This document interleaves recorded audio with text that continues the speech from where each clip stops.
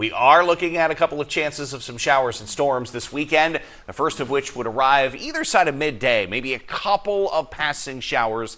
Nothing that's going to totally wash you out if you have outdoor plans.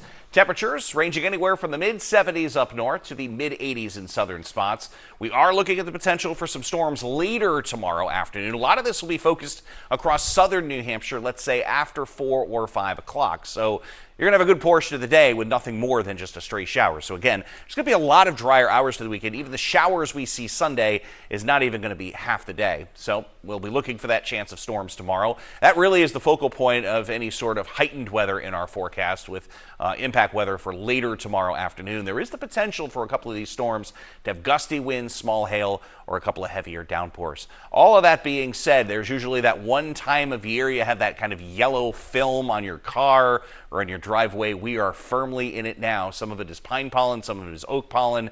We are really at the end of this tree pollen season, which has been running really high. 3 or 4 days in a row of dry weather has brought this on, and eventually with any sort of showers and storms, we're going to knock that down over the course of the weekend. You can see the temperatures also coming down from 80s tomorrow and a little bit of humidity in the air. I'm not ready to call it oppressive or uncomfortable, but there will be a difference tomorrow from the very comfortable air we've had over the last few days. And this will be right as a run up to that front that eventually arrives. Now, out ahead of that tomorrow, we could have a passing shower or two either side of midday.